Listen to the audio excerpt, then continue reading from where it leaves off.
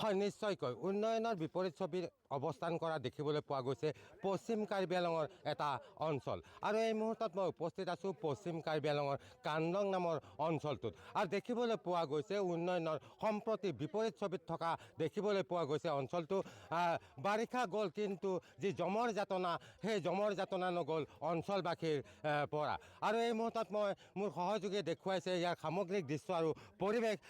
এনেদৰে দেখিবলৈ পোৱা গৈছে যি কান্দং অঞ্চল আছে এই কান্দং অঞ্চলৰ যি গাঁওবাসী এই গাঁওবাসী আচলতে এনেদৰে ওলাই আহি আজি যি জমৰ যাতনা বাৰিষা কালত আচলতে একাঠু পৰ্যন্ত যি বোকাময় হোৱাৰ বিপৰীতে খৰালি কালত আচলতে ধূলিময় হয় এই অঞ্চলটো যাৰ পৰিপ্ৰেক্ষিতত আচলতে জমৰ যাতনা ভুগিবলগীয়া হয় অঞ্চলটোৰ অঞ্চলবাসীয়ে যাৰ পৰিপ্ৰেক্ষিতত শেহতীয়াকৈ যি জনপ্ৰতিনিধি হওক বা চৰকাৰ হওক কাৰোলৈকে বাট নাচায় আচলতে এনেদৰে সকলোৱে নিজৰ ঘৰ এৰি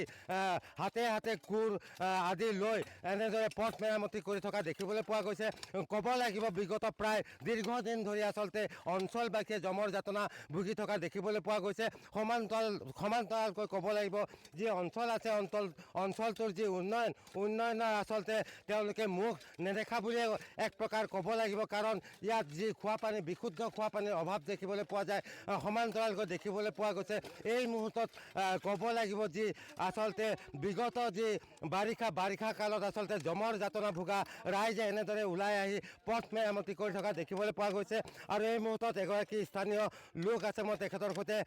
কিছু কথা পাতিবলৈ যত্ন কৰিম দাদা দেখিছোঁ আপোনালোকৰ গাঁৱৰ ৰাইজে পুৰুষ মহিলা সকলোৱে ওলাই আহি হাতে হাতে কোৰ লৈ আচলতে পথ মেৰামতি কৰি থকা দেখিবলৈ পোৱা গৈছে কি ক'ব বিচাৰিব আপোনালোকৰ জনপ্ৰতিনিধি আছে ইয়াত ধৰক MSC হওক MP হওক MLA আছে তেখেতসকলে ইয়াৰ প্ৰতি গুৰুত্ব দিছেনে নাই কি ক'ব বিচাৰিব ইয়াৰ সৈতে আগতে এদিন আগতে ইলেকশ্যনৰ সময়ত আহে তেতিয়া ৰাস্তাটো বনাম বুলি কৈ আকৌ ফাৰ্ষ্ট যেতিয়া আহিছিলে তেতিয়াও এইটো ৰাবিত পেলাই দিছিলে তাৰপিছত যোৱা ইলেকশ্যনতো আহিছিলে তেতিয়া সেইটো সময়ত মানে ৰাস্তাটো বনোৱা কথাটো কোৱা নাই কাৰণ তেতিয়া কৈছিলে মানে ইলেকশ্যনটো খালি তেহেঁতক জিকাব লাগে সেইটোৱে মানে ৰাস্তাটোৰ কথা একো নকয় আৰু আজি আমি দেখিছে আমি গোটেই ৰাইজে গাঁও ওলাই আহি পেলাই নিজে ৰাস্তাটো বনাবলগীয়া হৈ গৈছে মানে তেতিয়া সেইটো কিবা আমি ভাবিছোঁ যে চৰকাৰে কিবা সহায় এটা যদি কৰে ৰাস্তাটো যদি আমাক যদি ভাল কৰি দিয়ে তেতিয়া আমি বজাৰত ধৰি লওক শাক পাচলি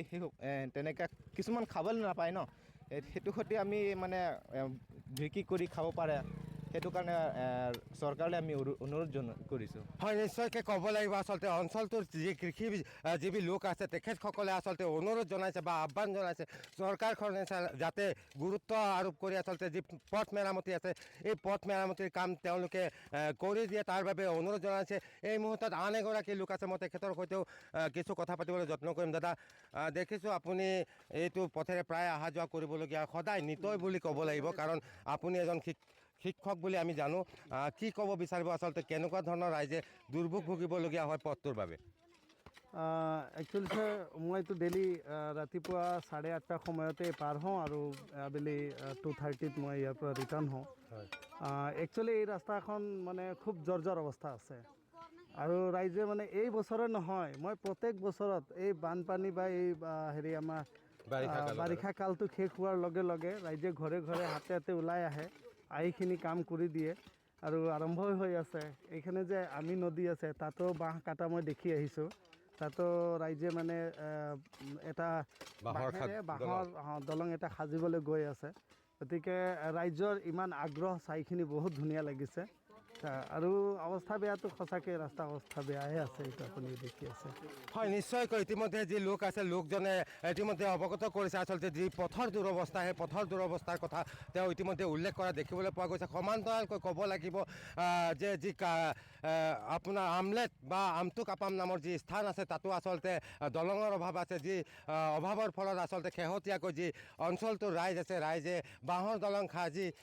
তোলাৰ বাবে তেওঁলোকে উঠি পৰি লগাৰ কথা তেওঁ উল্লেখ কৰিছে ক'ব লাগিব আচলতে বাৰিষা কালত কেৱল ট্ৰেক্টৰ চলা এটা অঞ্চল যাৰ বাবে আচলতে শেহতীয়াকৈ যি অঞ্চলবাসী আছে অঞ্চলবাসীয়ে এনেদৰে ওলাই আহি ঘৰৰ পৰা ওলাই আহি হাতে হাতে কোৰ লৈ এনেদৰে